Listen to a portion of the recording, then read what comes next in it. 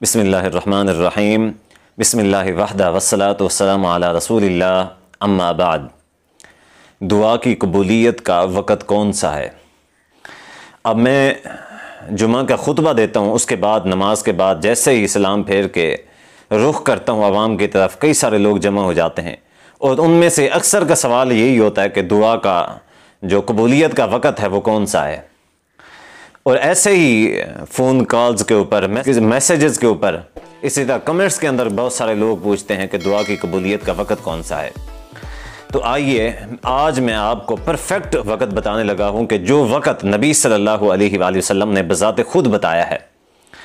सुनन इब्न माजा की हदीस है, नबी सल्लल्लाहु अलैहि वसल्लम ने फरमाया कि सलासु दावातिन युस्तजाबु लहुन्ना ला शक्क फीहिन्ना।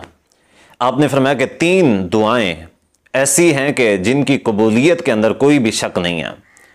आप 3 दुआएं इसका मतलब भी ले सकते हैं और 3 औकात भी ले सकते हैं। तो पहली जो दुआ है या पहला जो वक़्त है वो ये है कि आप सल्लल्लाहु अलैहि वसल्लम ने फरमाया कि दावतुल मज़लूम, मज़लूम की जो दुआ होती है, आप दुआ लगा लें या बद्दुआ लगा लें, तो मज़लूम की दुआ की कबूलियत के अंदर नबी सल्लल्लाहु अलैहि वसल्लम ने फरमाया कि कोई शक नहीं है। मज़लूम जब भी दुआ करता है, मज़लूमियत की हालत के अंदर अल्लाह ताला उसकी दुआ को कबूल फरमाते हैं। इसी तरह एक और हदीस के अंदर है कि नबी सल्लल्लाहु अलैहि वसल्लम ने हज़रत मुआज़ बिन जबल रज़ियल्लाहु तआला अन्हु को नसीहत फरमाई, वत्तक़ि दावतल मज़लूम फ़इन्नहु लैसा बैनहु व बैनल्लाहि हिजाबुन। आपने फरमाया कि मैं आपको यमन की तरफ भेज रहा हूँ, तो तुमने एक बात का ज़रूर ख्याल रखना है कि मज़लूम की जो दुआ है बच के रहना है, क्योंकि मज़लूम की बद्दुआ के दरमियान और अल्लाह के दरमियान कोई पर्दा हायल नहीं होता, कोई भी पर्दा हायल नहीं होता। जो ही मज़लूम बद्दुआ करता है तो जो भी वो दुआ हो या बद्दुआ हो, जो भी अल्फाज हों, अल्लाह की बारगाह में डायरेक्ट कबूल होते हैं।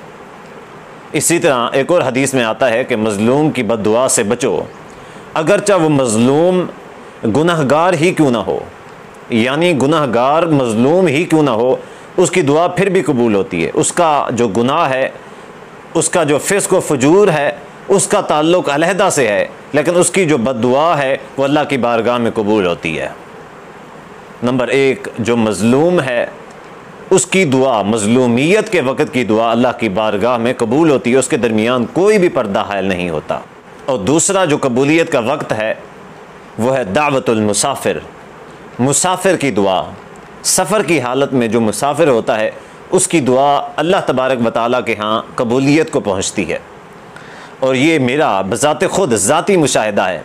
ऐसी मुश्किलें सफ़र के हालत में मुझे पेश आईं कि जिनके हल होने के कोई भी चांसेस नहीं थे। दूर दूर के वहमो गुमान में भी नहीं सोचा जा सकता था कि ये जो मेरी मुश्किलात हैं, ये परेशानी हैं, ये टल सकती हैं।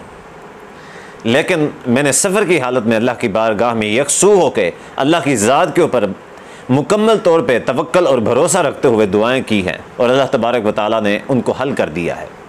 वो मेरी दुआओं को कबूल फरमाया है।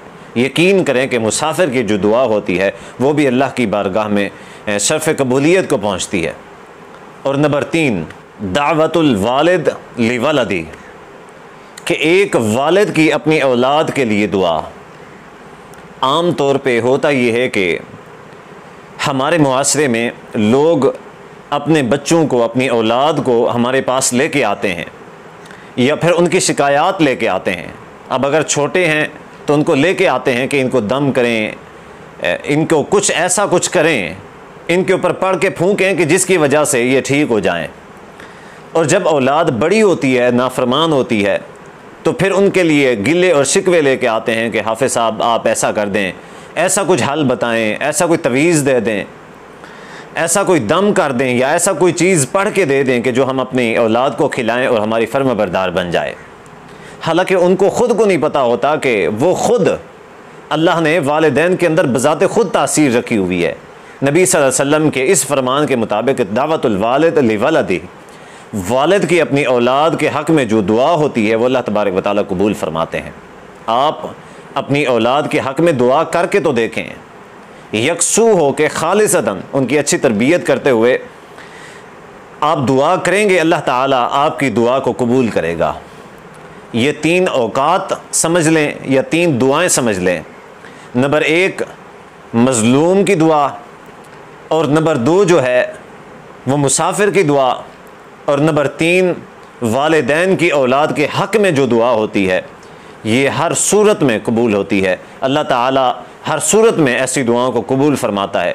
तो अल्लाह से दुआ है कि अल्लाह ताला हम सब को इससे इस्तिफ़ादा हासिल करने की तौफ़ीक़ अता फ़रमाए। वस्सलामु अलैकुम व रहमतुल्लाहि व बरकातुहू।